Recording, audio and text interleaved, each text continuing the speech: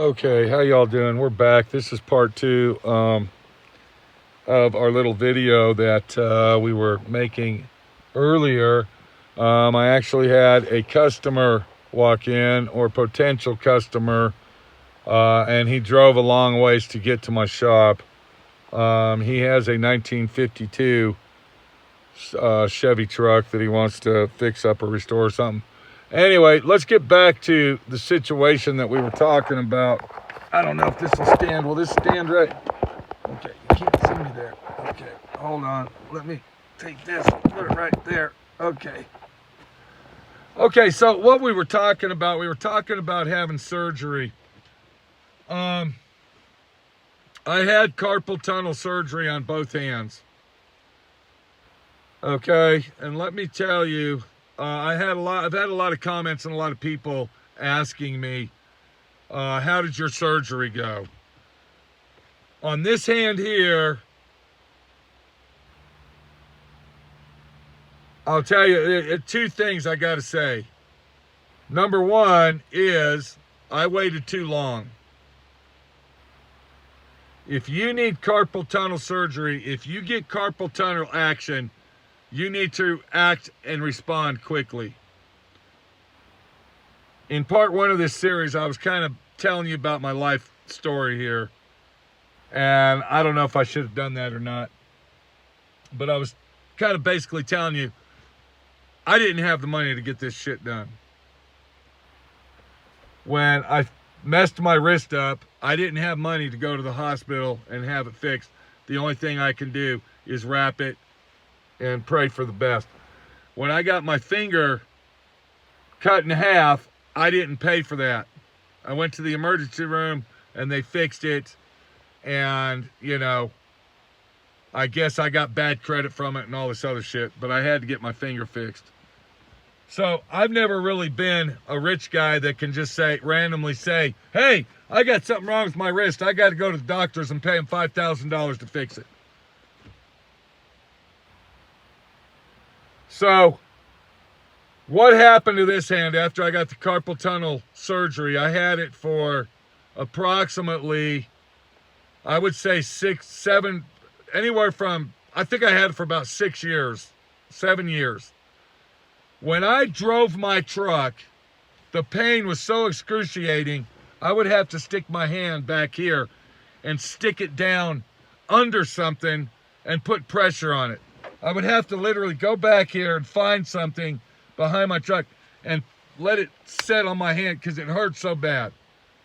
Or I would take my hand, I'd put it under my leg or put it between the seats, okay? I'd put it down between the seat of the truck right here, okay? And then I would drive my truck like this. That's the only way that it would feel comfortable. I'd have to have my hand right there like that, and I'd drive. Or I'd take my hand and put it back here, and you know, I mean, it was really, really, really painful. What made it worse, let me tell you this, what made it worse was when I went and rode my bicycle. I would probably ride about 1.5 miles, and my hand hurt so bad that, I mean, it was just, you know, it was a fucked up situation, people. So when I moved to Moab, Utah, I got coronavirus. And when I got the coronavirus, I had it for about 4 or 5 days. Anybody that's been watching me knows about me having it. I got it. I had that, and they said, okay, apply for Medicaid. I said, I ain't going to get Medicaid. Go ahead and apply for it. You don't have to pay us nothing. You'll qualify. We applied for it, and we qualified. That's how I got this surgery. If it wouldn't have been, by the grace of God, okay, getting me Medicaid, I wouldn't have been able to get this surgery. So at the same time, I said, I'm going to go ahead and get the surgery on this hand. Now, on this hand here, after I had the carpal tunnel syndrome, or the carpal tunnel surgery, my hand doesn't hurt anymore. But this finger, and this finger, they're still numb.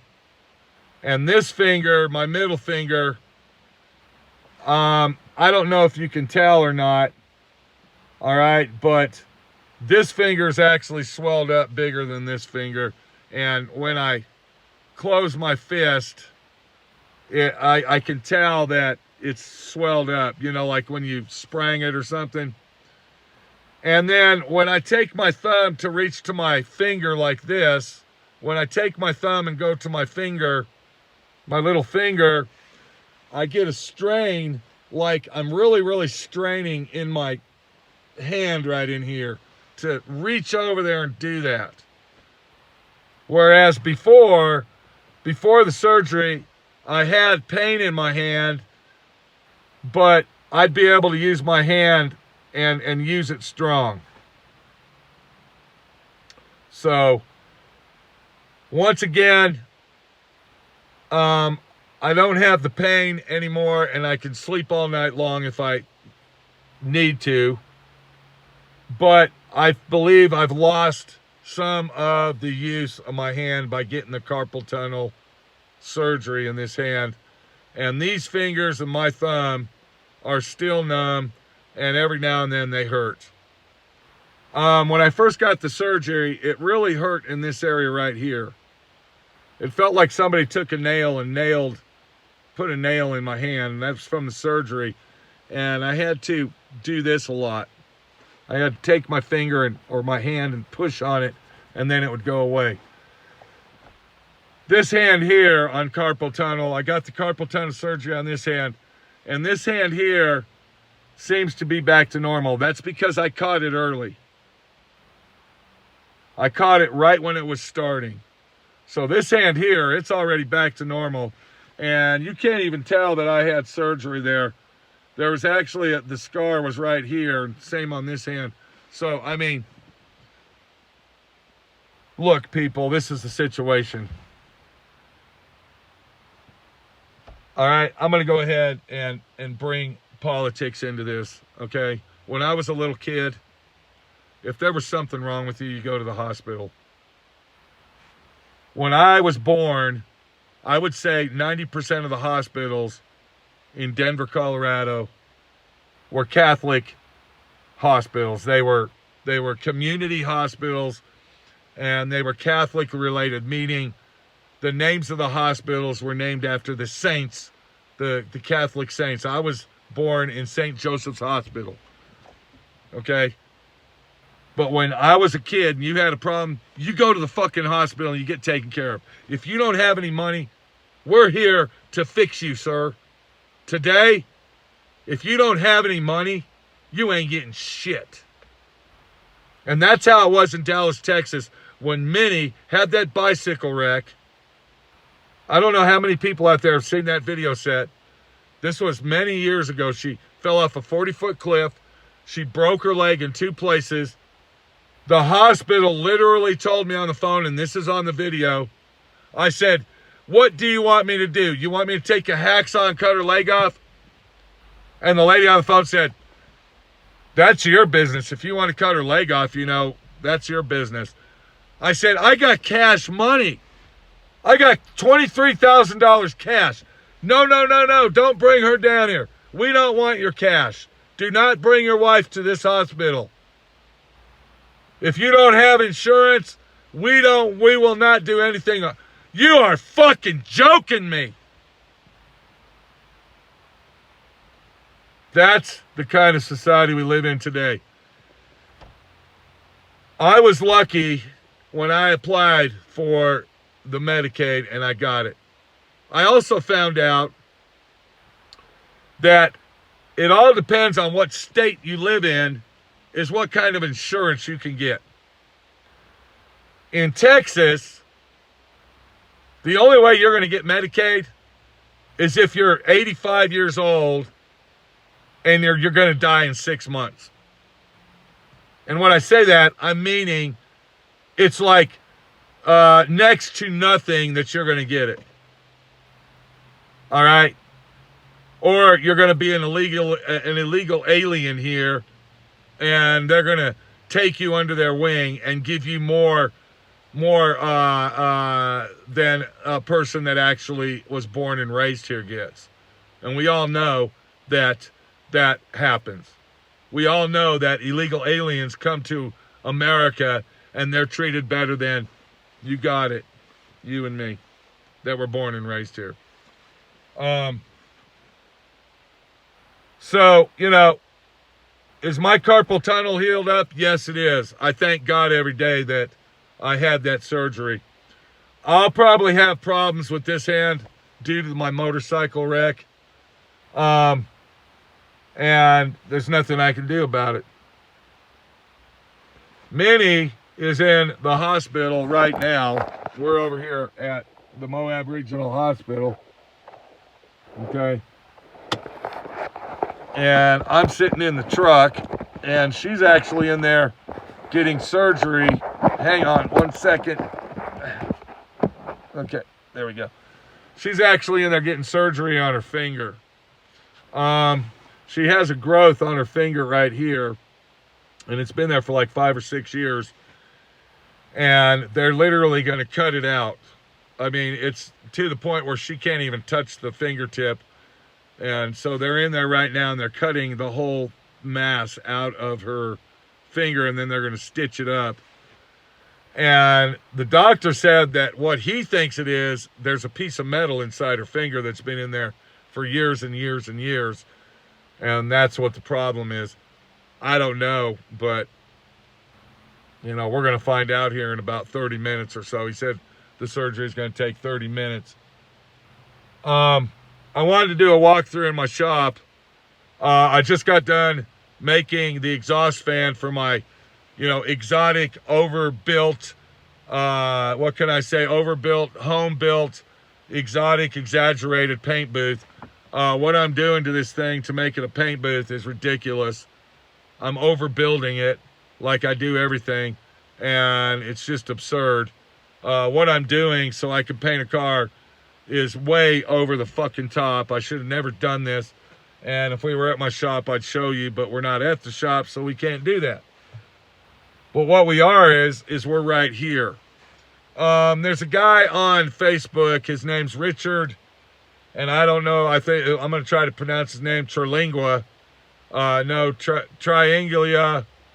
Anyway, he's a hot rodder guy. And he lives up there. Thank you very much, Harmosh, for your prayers for Minnie. So he lives up in the East Coast, and he builds custom cars. And he makes live videos on Facebook, and basically he bitches and complains about stuff. And I like to watch his videos because a lot of the stuff that he says is true action shit. And if someone's going to talk about something that's true action shit, I'm going to listen to it. If you're going to get on YouTube or you're going to get on Facebook and you're going to make a video about conspiracy theories and talk politics, I'm out. I'm not into politics no more. I don't give a shit about politics. I never did actually like politics in the first place. I don't believe in politics. I think that everything that has to do with the American government is rigged. It's a rigged system. I've thought that all my life. I've thought all my life your vote does not count. The only reason they have a voting system in process is to make you feel like you're actually part of the system, which you're not. All right? So, I'm letting you know that, yeah, politics are out of my door, dude. I don't want to hear about them. I don't give a shit about them. I got enough politics in my life. I just saw a comment flash by that said what I'm talking about is not true, and it's all depends on your income in Texas. Yes, you're exactly right. You're exactly right about your income in Texas. But let me tell you something. The income in Texas, all right, you need to make a lot. Let's say, what can I say? If you make less in Texas, you basically have to be homeless, dead, dying, and don't have a penny to your name before they'll give you anything. Okay? In Texas. I'm going to tell you that right now. So yes, you're right. It does go by the income, and it's the exact same thing here in Utah. Utah is more lenient on Medicaid toward people, and they're more, what can I say, friendly states as far as medical goes than Texas. If you go into an emergency room in Texas, the first thing they say is, where's your insurance? Let's see your insurance card. I don't have an insurance card. Okay, here's 4 aspirin. Get the fuck out. You go to the hospital here in Utah, and they don't ask for nothing. All they ask for is your address. They don't even ask for your driver's license. When I went and got this, they didn't even ask for my driver's license. All they ask for is your name and your address. So there is a very big fucking difference in Texas. I lived in Texas for 46 years. I don't know who left that comment there, but let me tell you something. Minnie was on her fucking deathbed, okay, with her fucking leg breaking. She was getting gangrene, okay? It was 3.5 weeks old, and not one fucking doctor stood up.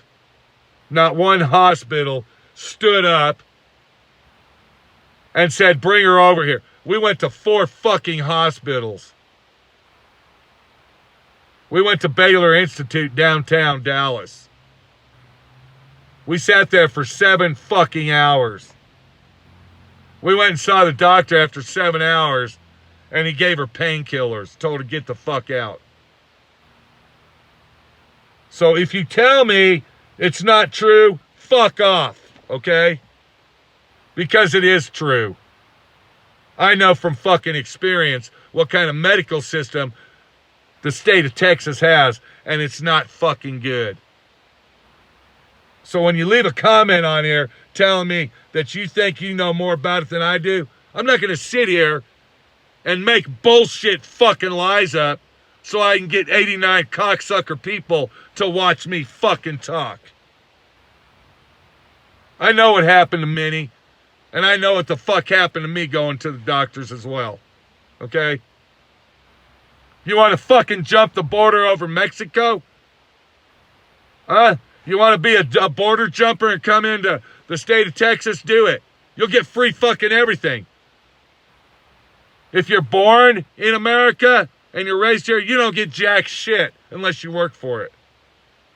Go figure that out. Mr. Not true, this, that, and the other. You know, don't leave a fucking comment unless you know the fucking facts, pal. That's what I'm talking about, bitch. You know, it really pisses me off. And this is another reason I don't like doing live videos. Because you get these live comments, and, you know, people think they're Mr. fucking know-it-alls, okay? You don't know the story. You weren't there when Minnie fell off a 40-foot cliff. You know, instead of opening your big mouth and saying, not true, okay? Not true. You know, get on my YouTube channel and watch the fucking videos where I'm talking to the hospitals, where everything that's going on is 100% fucking facts. Jack off.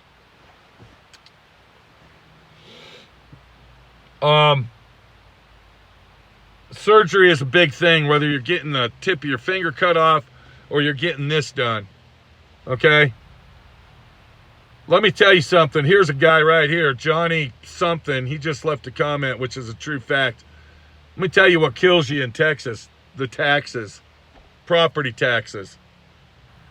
You know, you're thinking to yourself, well, I'm going to move to Texas because they don't have a state income tax. No, they don't have a state income tax. But I'm going to tell you what, they're going to get you on sales tax. They're going to get you on property tax, and you're going to tell yourself, damn, I wish they had a state income tax because I could file my state income tax and I'll get most of that money back. But I ain't getting shit back on my property taxes because the property taxes go up every year. Do you know how much I was paying in property taxes in Dallas, Texas on my shop and my house every year? I was paying close to $8,000 a year on my shop, and I was paying $4,000 or $5,000 on my house. Added up. Anybody out there remember Nitpick Norm? Remember Nitpick Norm, the guy that used to come over and hang out, and we'd go to the junkyards and we'd hang out and Nitpick Norm? Remember that guy? He pays on his house, he pays, I think he said he paid $22,000 this year on property taxes in Texas. You know how much I pay on my property taxes here every year? I'm not going to tell you, but let me tell you this. It's about 1/8 the price that I paid in fucking Dallas. And I got Medicaid here. I didn't have that in Dallas. Okay? And here comes Minnie, the body shop girl, right now. I'm going to try to get her to talk to us. But if she doesn't, don't get pissed off, and then I'm going to have to let you go. I'm just going to let you know. Because here comes Minnie, the body shop girl. We're going to talk to her and see how her finger surgery went. But if she isn't in the mood, don't fucking blame me, bitch. How'd it go? Good. How's your surgery doing? Good. Okay. So you're in a good mood today. Yes, I got it done. So Okay, yeah. so what happened? What did he say it was? They don't know. They're going to send it to a pathology thing. No, he said it might have been a piece of metal or something. No, there was no metal in it. It's just meat. But he got it all out. I hope so. So the other thing he said it might be was a tumor. Yeah, but it's like a mass of... Okay, everybody's saying hi to Minnie. Hi. Okay. It's like a mass of... Well, it doesn't hurt, I guess, huh? Well, my whole finger's numb. He shot it up with stuff. Okay. It's not going to hurt for a few hours, but then it's going to hurt like hell. Did you have to get any medication or anything? Or? No. No. Just aspirin. We were just talking about surgeries in Texas versus Utah, and medical care versus Utah here. Yeah, you get medical care here. Yeah. Yeah, we had a guy in Texas. I was just talking. I was telling about your bicycle wreck and blah, blah, blah. He says, not true. Not true at all. Oh, bullshit. I Yeah. fell off that cliff, broke my leg. They took me to the emergency room. They gave me a shot of Dilaudid and told me to go home, that it was not an emergency, and to call my doctor on Monday. Yeah, I told him. That was a Friday. We That's went to true like story. we went to five my leg emergency was broke hospitals. in 2 places. Let me ask you this. Not an emergency. Go home and call your doctor What did on the Monday. what did the Louisville hospital tell us after we sat in there for 4 hours? To call the congressman. Call our congressman. Yeah. Call our congressman. He'll fix your leg for you. That's what the fucking hospital said in Louisville. Okay. All right, we got to go. This is Pete, my friend Pete. My carpal tunnel surgery went really good. I wish we were at the shop so we could do a walkthrough. Everybody's wanting to talk to Minnie. If you want to answer a couple of those. And Hey, everybody. we I gotta know, go. flipping off the world, right? Not really. Biden's fault, I agree. It's his fault. Okay, we're not talking politics. All right. Okay, we got to go. Take it easy, guys. We'll see you Bye, later. y'all. And remember one thing. When you get in a bind or trouble comes your way, don't say, why does God let pedophiles escape? Why do murderers and rapists live forever? Why does God treat me this way? God does that to you to wake you up and to make you realize God is in your life. Get your shit together and do what you got to do it right. We'll see you later. Anything you got to say? No, there's always a greater good. Sometimes you just don't know what it is. Okay, we got to go. Take it easy, guys.